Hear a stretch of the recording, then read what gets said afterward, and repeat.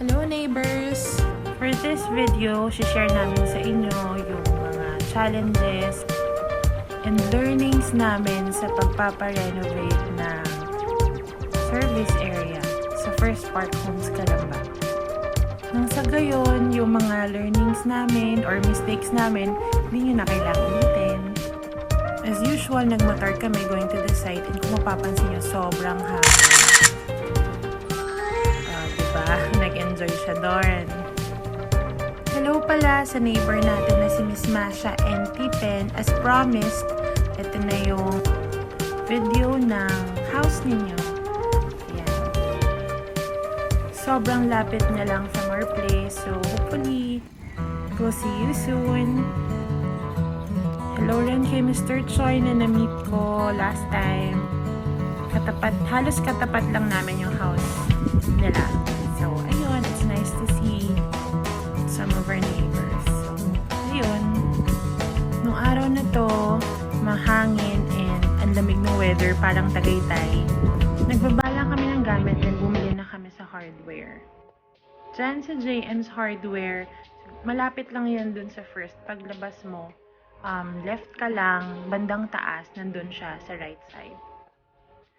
Dapat dito na kami matutulog sa bahay that day, kaya lang hindi pa available yung tubig. So, hindi muna kami dito nagstay. Ang ginawa lang namin dito, bumili lang muna kami ng mga kailangan, yan yung CHB, buhangin, semento, etc.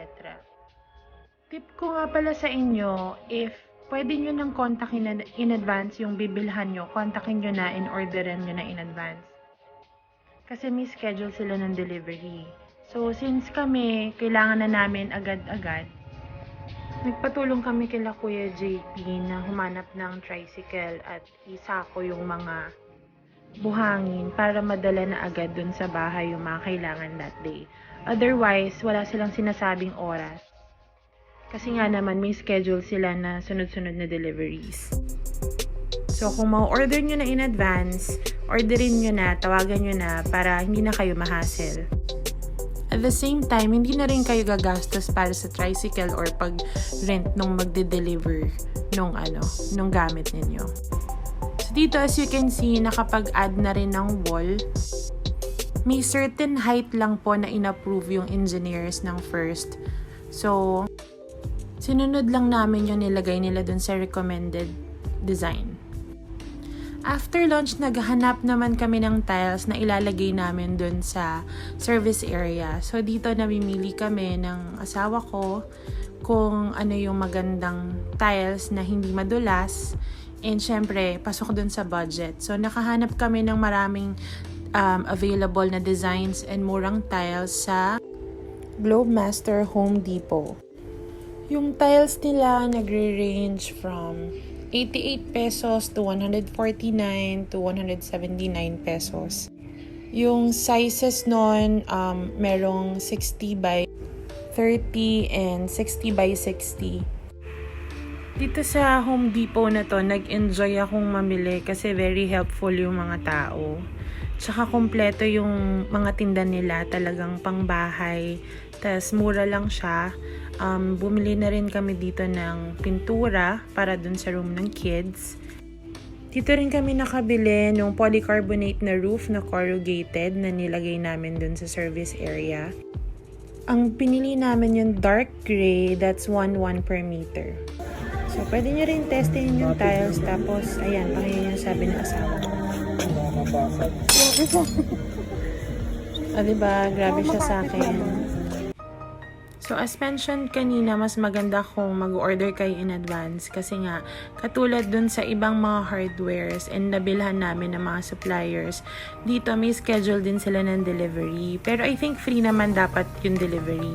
But since kailangan na namin that day, ang ginawa namin, kami na lang yung nag-hire ng tricycle para ihatid hanggang First Park Calamba. So, ayan, mega angkas ang lola mo.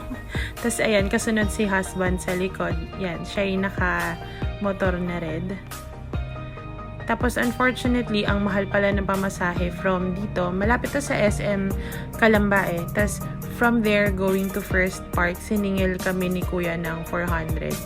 Pero no choice kasi, ayun, kailangan na namin dalhin talaga ito dun sa place natin, sa First Park Homes, para masimulan na nila Kuya JP yung renovation dun sa service area. Yan nga pala si Sky, gumagala siya sa First Park. So, sinusundan niya sila Kuya JP at ayan, o diba, nagpapaampon siya at nakahanap na siya ng place niya dyan sa ilalim ng hagdan. Mabait yan. Tuwing merienda, dumadating yan eh. Tapos, yan, ipapaawa yung face. Ayan pala yung green sa gilid, yan yung gutter. Kasama yan dun sa mga critical items na isinama nila engineer dun sa design ng service area. Originally, bamboo dapat yung additional wall na ilalagay namin dyan para, baliwag feels, parang native, ganyan. Pero hindi nila in-approve eh. So, sinunod na lang namin yung concrete hollow blocks na sinuggest nila engineer. Ito palang merienda namin, binili lang namin dun sa 3 holes na kainan, malapit lang din sa First Park. Makikita nyo yun pag papunta kayong First. Tapos ito, nagstay lang kami sa isang inn. Sobrang mura lang, 800 per night lang. Para lang may mali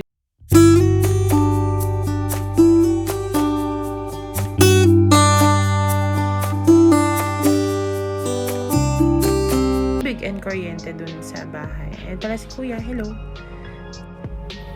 Malapit nga pala to sa iMall. Isa to sa mga ng Oyo. Ayan, ganyan lang itsura niya, typical room. Pero okay naman siya. Sobrang sulit na siya for 800 kasi may aircon, may TV, may higaan, may banyo. Yun lang naman importante dun. And malinis naman yung bed. So, I guess okay naman na. Meron na rin for, making coffee. Yun, yung kettle na yun. So, plus na rin yun for me. And ito lang yung CR nila. Yan, simple lang.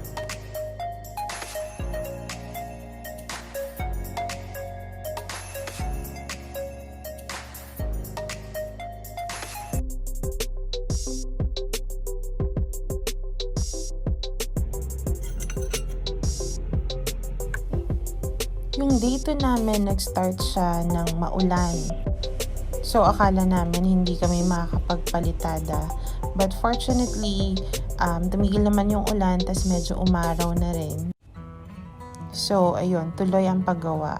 Nag-stop lang kami dito sa isang hardware para bumili sana nung Y na tubo. Pero, hindi kami nakakita dito or parang medyo luma na yung nakita namin.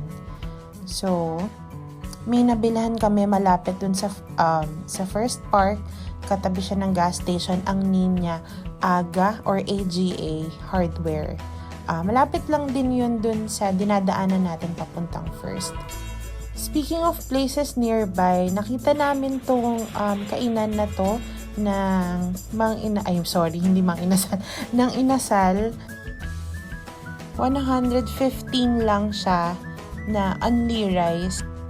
And then located to dun sa paglabas nyo ng First Park na entrance, left kayo. And then pagpunta nyo uphill, nasa left side to. Ito itsura niya. Tapos we realize na marami pa palang bilihan dito. Parang may mga tiyanggi. And then, ayan, yan yung kainan. Ang ganda nga ng mga tables nila, hardwood. And then, kapag diniretso nyo, ayan siya, marami rin pang food options. Obvious ba sa boses ko na na-excite ako sa kainan? And dun sa dulo, kung nakikita nyo yung white na road doon, yun yung First Park. Kita rin siya dyan.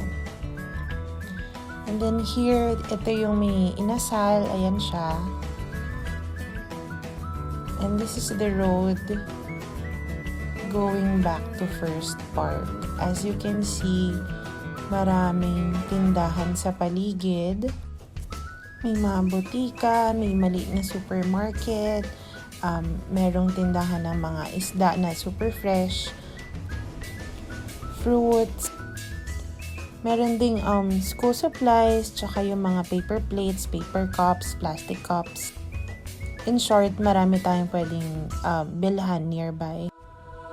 Meron din yung mga Changi toys and yung mga slippers.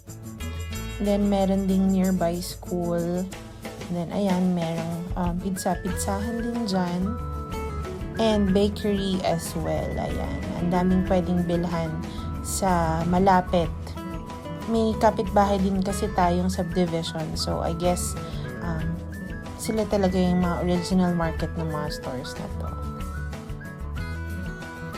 Doon pala sa una kong vlog, maraming nag-PM sa akin requesting for an update dun sa mga blocks nila or dun sa site. So, ito, quick update lang. This is as of December 28. So, ayan. May nag-PM sa akin requesting for a video ng Block 7. So, ito, iikot lang tayo sa Block 7. As you can see, nakatayo naman na po sila. Malaki na yung progress. Hopefully, makatulong tong update na to dun sa mga nag-request. So, here, yung nakikita nyo, Block 7. And then, dun sa right side ko, yun yung Block 6.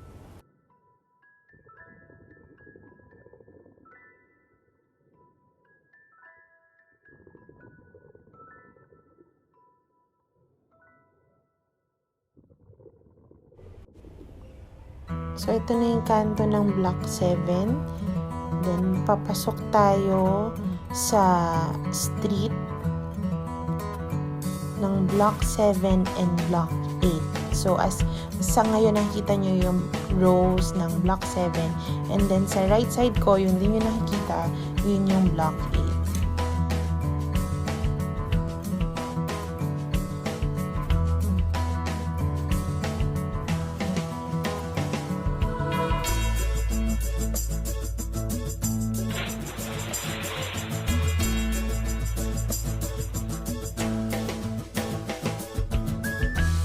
So, pinapakita ko lang po yung Block 7 kasi may nag-PM po sa amin requesting na sana ma-video din po namin ng Block 7.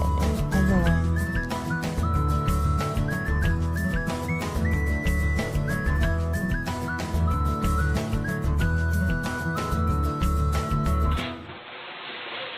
这一次我真的睡着了。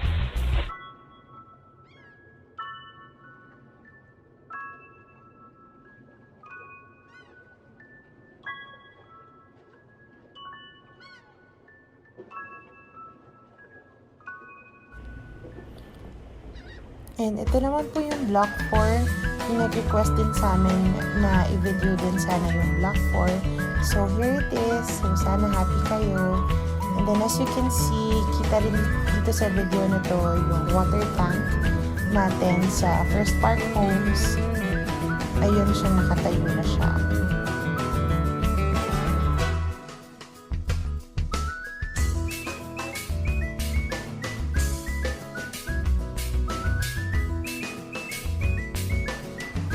There you go. O, diba? Ang taas at ang laki.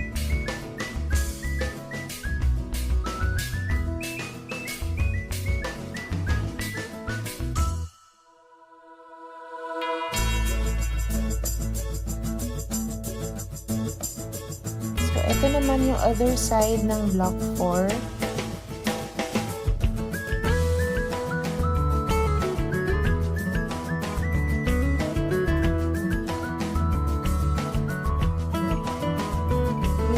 Sa left side ko or harap niyang mga houses na yan na yung end ng First Park Homes na bandang front part.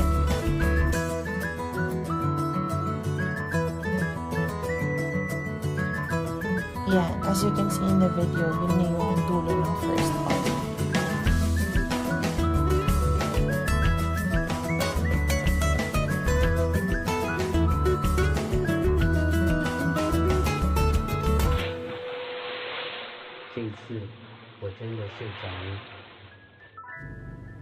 So, that's it for the virtual update. So, sana nagustuhan nyo. And then now we're back sa house namin. So natapos naman yung bubong, and then as you can see, sobrang hangin talaga that day. Inuulit ko na naman. So nakikita nyo. Tapos meron pang times na sumisipol talaga yung hangin. Malamig siya talaga, tsaka presko. Ilang oras kami nandito, the whole day nasa bahay kami, pero wala kami electric fan and hindi ako nainitan. Sabi nila kuya and yung mga tao dito, hanggang March daw to na mahangin yung panahon and malamig.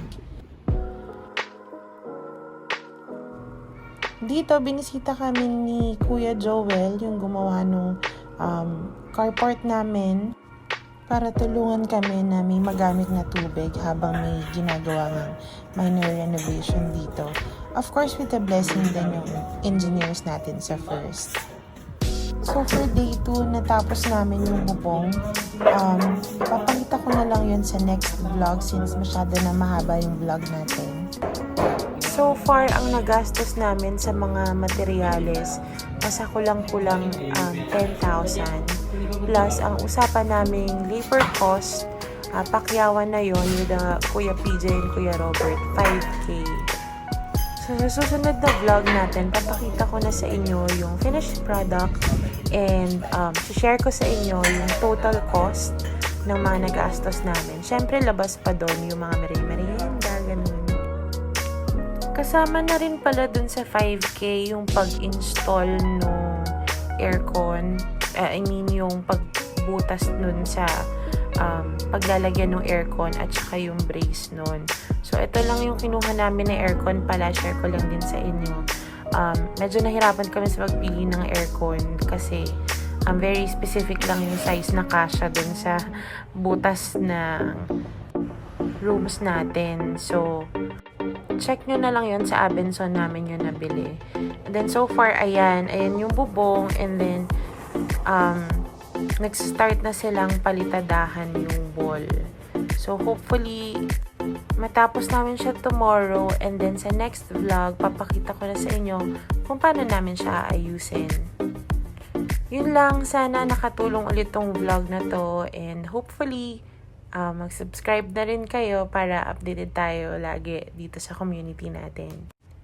Yun lang. Salamat!